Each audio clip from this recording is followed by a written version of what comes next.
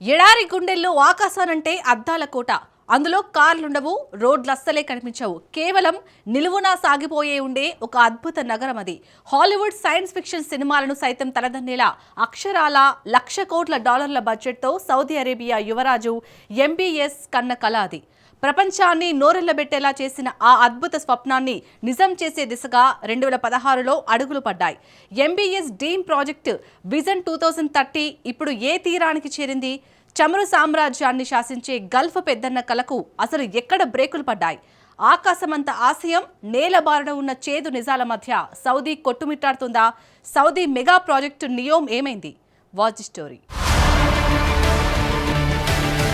Saudi యువరాజు dream project ఆగిపోయిందా? Gulf ఎడారిలో అద్దాల నగరం సాధ్యమేనా?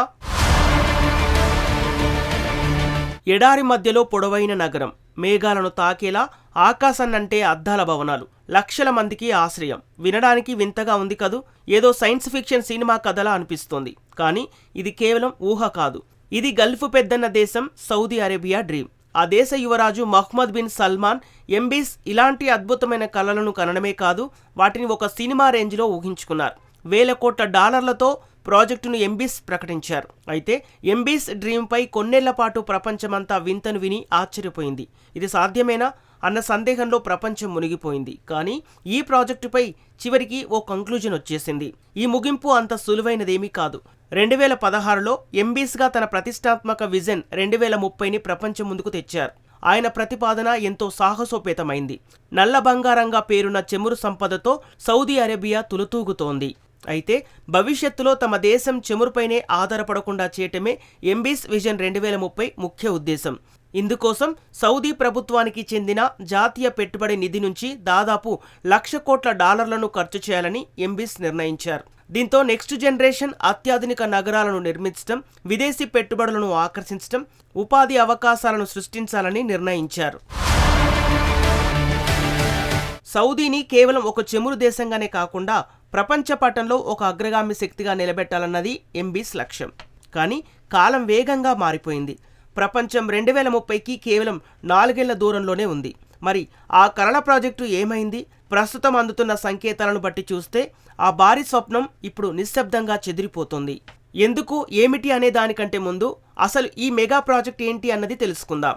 ఎంబీస్ భారీ ఆశయానికి తలమానికంగా నిలిచిన $50,000 కోట్ల మెగా ప్రాజెక్టు నియోమ్. ఒక రకంగా చెప్పాలంటే MBs dream city. NEOM project లోపల ది లైన్, ట్రోజేనా, ది క్యూబ్ వంటి మరికొన్ని చిన్న చిన్న ప్రాజెక్టులు ఉన్నాయి. వాటిలో దేనికదే సాటి, ఒకదానికి మించి మరొకటి అద్భుతమైనవి, సామాన్యుల ఊహకు అందనంత ఖరీదైనవి. నియోమ్ మెగా ప్రాజెక్టులో అన్నింటికంటే అత్యంత ప్రసిద్ధిగాంచినది మాత్రం ది లైన్. సౌదీ అరేబియాలోని తబూకు ప్రావిన్స్ ఎడారిలో ఒక తిన్నని గీత గీసి దాన్ని అలా సాగదీసుకుంటూ వెళ్లారు. ది లైన్ కాలో భాగంగా ఐఫిల్ టవర్ కంటే ఎత్తైన 500 మీటర్ల ఎత్తుగల అద్దాల గోడలకు ఇరువైపులా నిర్మిస్తారు. ఇది 170 కిలోమీటర్ల పొడవు ఉంటుంది. 170 కిలోమీటర్లు అంటే మన దేశంలో ముంబై నుంచి పూణే మధ్య ఉన్నంత దూరం. ఇంతటి సుదీర్ఘమైన కట్టడంలో ఏకంగా 90 లక్షల మంది ప్రజలు నివసించేలా ప్లాన్ చేశారు. ఇందులో కార్లుండవు, వీధులు ఉండవు. నగరం చుట్టుపక్కల ప్రాంతాలకు విస్తరించడం అసలే ఉండదు. ది లైన్ కేవలం అద్దాలు, ఉక్కుతో నిర్మించిన 2 సమాంతర టవర్లు మాత్రమే ఉంటాయి. మానవ చరిత్రలోనే ఇంతవరకు ఎవరూ ప్రతిపాదించని విధంగా దీని బాహ్య రూపం ఉంది. కేవలం దీని ఇంజనీరింగ్ సవాళ్లే శాస్త్రవేత్తలను విస్మయానికి గురిచేశాయి. అయితే అసలు 170 కిలోమీటర్ల పొడవైన ఒక ఇరుకైన కట్టడం లోపల నివసించడానికి ఎవరైనా ఎందుకు ఇష్టపడతారు అనే ప్రశ్నకు మాత్రం ఎవరి దగ్గర స్పష్టమైన సమాధానం లేదు. అయితే తాజా నివేదికల ప్రకారం ది లైన్ ప్రాజెక్టును కేవలం కొన్ని మీటర్లకే పరిమితం చేస్తూ కుదించే అవకాశాలు కనిపిస్తున్నాయి. ఇక నియోమ్ ప్రాజెక్టు వ్యవస్థ విషయానికి వద్దాం. ఇది ప్రపంచవ్యాప్తంగా అత్యంత ప్రాధాన్యత కలిగిన ఒక ప్రధాన ఆర్థిక వలయం. మరి ఈ ప్రాజెక్టు పనులు వేగవంతమయ్యాయా లేక ప్రాజెక్టు రద్దయిందా? ఈ ప్రశ్న చాలా కాలంగా వినబడుతోంది. నిజానికి నియోమ్లో ఏ ఒక్క ప్రాజెక్టు పూర్తిగా రద్దు కాలేదు. కొన్ని ప్రాజెక్టులు వాయిదా పడ్డాయంతే. ఎందుకు వాయిదా పడ్డాయంటే కొన్ని ప్రాజెక్టులు అంత అత్యవసరం కాకపోవడంతో వాటి నిర్మాణంలో జాప్యం అవుతుంది. ఈ జాప్యంతో ప్రస్తుతానికి పెద్దగా నష్టమేమీ లేదు. ఇక సౌదీ అరేబియా పర్వత శ్రేణుల్లో నిర్మించ తలపెట్టిన ట్రోజేనా విషయాన్ని చూద్దాం. సార్వత్ పర్వతాల్లో అప్పుడప్పుడు మంచు కురుస్తోంది. సౌదీ పాలకులు దీన్ని అద్భుతమైన అవకాశంగా భావించారు. ఆ పర్వతాల్లోనే ఏడాది పొడవునా అందుబాటులో ఉండేలా ఒక మౌంటైన్ స్కీ రిసార్ట్ను నిర్మిస్తే ఎలా ఉంటుంది అన్న ఆలోచన వచ్చింది. మంచు తివాచీలు, విలాసవంతమైన విల్లాలు, ఒక కృత్రిమ సరస్సు, లగ్జరీ హోటళ్లు, ఇలా ఎన్నో హంగులతో ట్రోజైనా ప్లాన్ చేశారు. చివరికి 2029 ఆసియా వింటర్ గేమ్స్కి కూడా ఇదే ఆతిథ్యం ఇవ్వాల్సి ఉంది. ఒకవేళ అది జరిగి ఉంటే చరిత్రలోనే అదొక అద్భుత ఘట్టంగా నిలిచిపోయేది. ఎందుకంటే ఎండలు మండిపోయే సౌదీ అరేబియాలో ఒక మంచు క్రీడల పోటీ జరగడం అంటే ప్రపంచమంతా నోరెళ్లబెట్టాల్సిందే. కానీ ఇప్పుడు ఆ క్రీడల ఆతిథ్య హక్కులను నిశ్శబ్దంగా కజకిస్తాన్కు బదిలీ చేశారు. ట్రోజైనా ప్రాజెక్టు ఇప్పటికీ కాగితాలకే పరిమితమై ఉంది. కానీ దాని రెక్కలను మాత్రం కత్తిరించి వేశారు. ఇక నియోమ్ మెగా ప్రాజెక్టులో మరో అద్భుతం ది క్యూబ్. ఇది రియాద్ నగరంలో నిర్మించ తలపెట్టిన ఒక భారీ ఘనాకార భవనం. ఇది ఎంత భారీ కట్టడం అంటే అమెరికాలోని ప్రసిద్ధ ఎంపైర్ స్టేట్ బిల్డింగ్ లాంటి భవనాలను 1 కాదు 2 కాదు ఏకంగా 20 భవనాల కంటే రెట్టింపులో క్యూబ్ ఉండబోతుంది. ఒక నగరంలోని కార్యాలయాలు, అపార్ట్మెంట్లు, అన్ని రకాల వసతులతో కలిపి ఒకే ఒక నిలువు కట్టడంగా మార్చే అసాధారణ ప్రయత్నం ఇది. దీని అంచనా వ్యయం అక్షరాల $5,000 కోట్ల. కానీ దీని భవితవ్యం ఇప్పుడు పూర్తిగా ప్రశ్నార్థకంగా మారింది. దాదాపు రద్దయినట్లే కనిపిస్తోంది. నియోమ్ ప్రాజెక్టులో ఆఖరిది లీవ్ గోల్ఫ్. ప్రపంచంలోనే ప్రతిష్టాత్మకమైన అతిపెద్ద గోల్ఫ్ టోర్నమెంట్గా పేరొందిన పీజీఏ టూర్కు పోటీగా ఒక కొత్త గోల్ఫ్ లీగ్ను సృష్టించేందుకు సౌదీ అరేబియా ఏకంగా $500 కోట్ల ఖర్చు చేసింది. ప్రపంచంలోని దిగ్గజ గోల్ఫ్ ఆటగాళ్లను భారీ డబ్బుతో తమ వైపు తిప్పుకోవాలని సౌదీ ప్లాన్ వేసింది. అట్టహాసంగా టోర్నమెంట్లను నిర్వహిస్తూ క్రీడా ప్రపంచంలో తన ఆధిపత్యాన్ని చాటాలని ప్రయత్నించింది. క్రీడలతో అంతర్జాతీయంగా ప్రతిష్టను సంపాదించడం అనేది సౌదీకి పాత వ్యూహమే. కానీ ఈ లీవ్ గోల్ఫ్ మాత్రం ఆశించిన స్థాయిలో క్లిక్ అవ్వలేదు. ఇంత భారీ వ్యయంతో కూడిన ఈ ప్రయోగం దేశానికి అటు ఆర్థికంగా కానీ ఇటు కీర్తిపరంగా కానీ ఎలాంటి ప్రయోజనాన్ని చేకూర్చలేదని నిపుణులు భావిస్తున్నారు.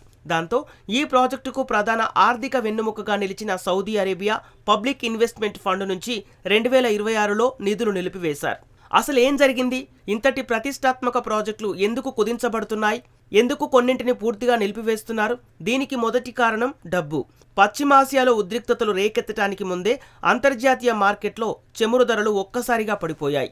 సౌదీకి అపారమైన సంపద ఉన్నప్పటికీ అది అపరిమితం కాదు కదా. పైగా ఈ ప్రాజెక్టులకు ప్రాణాధారమైన విదేశీ పెట్టుబడులు ఎంబీస్ ఆశించిన స్థాయిలో రాలేదు. ఏమాత్రం తెలియని ఒక ఎడారిలో $50,000 కోట్ల నగర నిర్మాణానికి పెట్టుబడులు పెట్టాలని ప్రైవేట్ ఇన్వెస్టర్లను కోరితే వారు వెనుకాడటంలో ఆశ్చర్యం లేదు.